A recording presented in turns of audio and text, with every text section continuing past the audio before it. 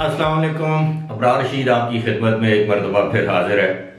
اور سب سے پہلے تو میں شکریہ ادا کروں گا میرے جو فالورز ہیں. آج میں بڑے عرصے کے بعد کامنٹس پڑھ رہا تھا اور جنہوں نے میری ہچکی پر اپنے کنسرن کا یا اپنی پریشانی کا اظہار کیا ہے اور ساتھ ہی ساتھ علاج بھی تجویز کیا ہے. اور اس سے پہلے میں شکریہ ادا کرتا ہوں کہ ارسلان صاحب ہیں جو کہ اکثر کوئی بھی میری ویڈیو ہو وہ سب سے پہلے ویور اس کے ہوتے ہیں. تو ارسلان آپ کا شکریہ کہ آپ منتظر رہتے ہیں میری ویڈیو کے. اور دوسری بات ہے کہ تیمور جدون صاحب نے کہا ہے کہ جی آپ سانس روک کر رکھیں تو آپ کی ہچکی جو ہے وہ رک جائے گی. جی تیمور یہ کام بھی کر کے دیکھ لیا ہے. اور مرزا نعیم صاحب کہتے ہیں کہ جی آپ آئس کریم کھائیں, اس سے بھی آپ کی ہچکی رک سکتی ہے. اب آئس کریم کا ایشو یہ ہے کہ میرا گلا بھی خراب ہے, آپ کو میری آواز سے محسوس ہو رہا ہوگا. اور بہرحال نعیم خان نے کہا ہے کہ جی آپ پانی پئیں. ظاہر ہے میں پانی بھی پیتا ہوں, سانس بھی روک کے دیکھ لیا ہے. اور اب دیکھتے ہیں. میرا خیال ہے کہ وقت کے ساتھ ساتھ جس طرح یہ آئی ہے اسی طرح چلی بھی جائے گی. آپ پرانے جو میرے فالورز ہیں ان کو معلوم ہے کہ سال میں 1 یا 2 مرتبہ مجھے اس موذی, میں تو مرض ہی کہوں گا, بڑی تکلیف دہ, کربناک, اذیتناک قسم کی ایک چیز ہے جس کا نام ہے ہچکی. اس میں آپ کو کوئی درد نہیں ہوتا لیکن آپ کی پورا جسم جو ہے وہ نکاہت کا شکار ہو جاتا ہے. آپ رات کو سو نہیں سکتے, آپ ٹھیک طریقے سے کھا نہیں سکتے, ٹھیک طریقے سے پانی نہیں پی سکتے. اور بعض کا 5-10 منٹ کے لیے رک بھی جاتی ہے لیکن اس کے بعد پھر یہ روانی کے ساتھ شروع ہو جاتی ہے. امید ہے دیگر بیماریوں کی طرح یہ بھی ٹھیک ہو جائے گی. لیکن میں بڑا مشکور ہوں کہ آپ لوگ میرے سے اتنی محبت کرتے ہیں کہ آپ اپنے کامنٹس میں اپنے طور پر جو بھی ٹوٹکے ہیں, نسخے ہیں یا علاج ہے وہ آپ لکھ کر بھیجتے ہیں. میں ایک مرتبہ پھر آپ کا بہت مشکور ہوں. بس دعا کریں اللہ تعالیٰ جلد از جلد اس موذی چیز سے میری جان چھڑائے. اور اللہ سے دعا ہے کہ اس طرح کی بیماری کسی کو لاحق نہ ہو. میں اس دن پڑھ رہا تھا ہچکی کے حوالے سے ہی. اب آپ کہیں گے کہ ہچکی شروع ہو گیا, میرا اصل موضوع کچھ اور ہے.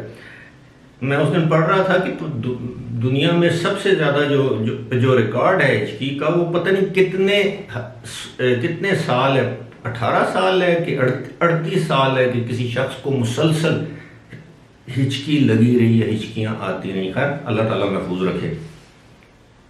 بات یہ ہے آج بھی 2-3 میرے مہربانوں نے میرے کامنٹس میں یہ لکھا ہے کہ جی ویزے کے حوالے سے آپ ہی نے ہمیں خوشخبری دی تھی کہ ویزے کھل گئے. میں بالکل اس بات کو مانتا ہوں. جب یہ ویزے کھلے تھے, اگر آپ کو یاد ہو تو 8 یا 9 جنوری میں نے آپ کو بتایا تھا کہ جی اب ویزے کھل چکے ہیں اور پاکستان سے بھی جو سنگل میل یعنی غیر شادی شدہ مرد ہیں ان کو بھی ویزے جاری کیے جا رہے ہیں. اور میں نے کبھی نہیں کہا کہ ویزوں پر دوبارہ پابندی عائد کر دی گئی. میں نے یہ کہا تھا کہ جناب کچھ لوگ روزانہ اپنی ویڈیوز یا اپنے ویڈیو پاپولر کرنے کے لیے, اپنے ویورز زیادہ بڑھانے کے لیے ایسی بیس لیس, بے سروپا باتیں کرتے ہیں ویزے سے متعلق کہ جن کا کوئی وجود نہیں ہوتا. میں آج بھی اس بات پر قائم ہوں کہ جس وقت میں آپ سے مخاطب ہوں اس وقت بھی UAE کے وزٹ ویزے, جن کو آپ سنگل ویزا کہہ سکتے ہیں, یعنی سنگل لوگوں کے, غیر شادی شدہ لوگوں کے, چاہے وہ مرد ہوں چاہے وہ خواتین ہوں, ویزے جاری ہو رہے ہیں. اور خاص طور پر دبئی میں جاری ہو رہے ہیں. اب البتہ میں نے آپ کو بتایا تھا تقریباً 2 ہفتے سے انہوں نے ایک مرتبہ پھر اس سارے پروسیجر کو, معاملے کو سلو کر دیا ہے۔ یعنی جس طرح پہلے بڑے تواتر کے ساتھ ایک کنٹینیوٹی کے ساتھ ویزے جاری ہونا شروع ہو چکے تھے، اب ایسا نہیں ہے۔ لیکن اچھی خبر میں آپ کو یہ دے سکتا ہوں کہ گزشتہ روز آپ کو یاد ہوگا میں نے ایک سے پہلے ایک ویڈیو بھی اپلوڈ کیا ہے، اس ویڈیو میں نے ذکر کیا ہے تفصیل کے ساتھ کہ پاکستان کے وزیر اعظم جناب عمران خان کی ٹیلی فونک گفتگو ہوئی ہے ابوظہبی کے ولی عہد شیخ محمد بن زائد کے ساتھ۔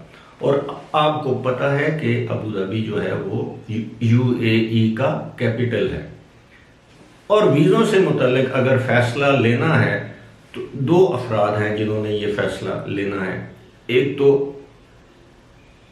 ایم بی زیڈ محمد بن زائد اور دوسرے ہیں شیخ محمد بن راشد المکتوم۔ ٹھیک ہے، ان دو افراد نے فیصلہ کرنا ہے کہ پاکستان کے بارے میں ویزے کی کیا پالیسی ہے، کیا اسی طرح جاری کر دیا جائے۔ اب آج کل تو واقعی ان کے پاس بہانہ ہے کہ کووڈ کی صورتحال اتنی خراب ہو رہی ہے کہ فی الحال ویزوں کی جو تعداد ہے وہ محدود کر دی جائے۔ البتہ میں آپ کو یہ بات ضرور بتا سکتا ہوں کہ وہ 13 ممالک جن میں پہلے پاکستان شامل تھا، اب عملی طور پر پاکستان ان 13 ممالک میں شامل نہیں ہے جن 13 ممالک کے افراد پر ویزوں کی پابندی عائد کی گئی تھی، جن میں ایران، ترکی وغیرہ، افغانستان بھی شامل ہیں۔ لیکن پاکستان کو کسی نہ کسی طریقے سے میں سمجھتا ہوں کہ حکومتی دباؤ پر کہہ لیں، ان کی مہربانی کہہ لیں، لوگوں کے کہنے پر کہہ لیں، یا جو بھی اس کا نام دیں، پاکستان کو عملی طور پر اس فہرست سے نکال لیا گیا ہے۔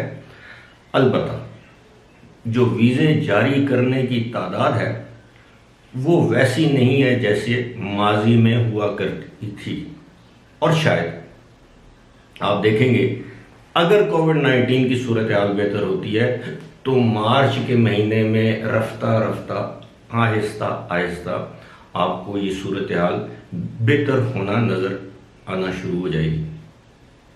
اس کی بہت وجوہات ہو سکتی ہیں، لیکن میں اس وقت یہ سمجھتا ہوں کہ سب سے بڑی وجہ یہ ہوگی جو وزیر اعظم عمران خان نے وہاں کے ولی عہد crown prince of Abu Dhabi M B Z یعنی محمد بن زائد سے جو ٹیلی فونک بات کی ہے۔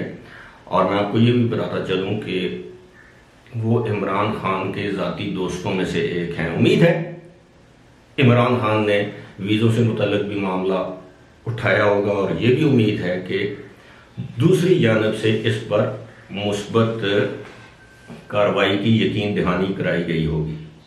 میں ایک مرتبہ پھر اپنے دوستوں کو واضح کر دوں، آپ میری ایک ویڈیو دیکھ کر اس پر اندازے قائم نہ کیا کریں، آپ تسلسل سے دیکھیں۔ میں نے کبھی کوئی غلط بیانی نہیں کی۔ جب ویزے جاری ہوئے ہیں تو میں نے اسکرین پر دکھائے ہیں، اور جب ویزے تعطل کا شکار ہوئے ہیں تو بھی میں نے آپ سے اس کا اظہار کیا یا ذکر کیا ہے۔ امید ہے آپ لوگوں کے ذہنوں میں جو کوئی غلط فہمیاں ہوں گی وہ رفع ہو گئی ہوں گی، اور ایک مرتبہ پھر میں اپنے تمام ان ویورز اور فالورز کا مشکور ہوں جنہوں نے میری ہچکی پر اپنی پریشانی کا اظہار کیا اور اپنے اپنے طور پر ٹوٹکے، نسخے یا علاج تجویز کیا۔ مجھے دیجیے اجازت، خدا حافظ۔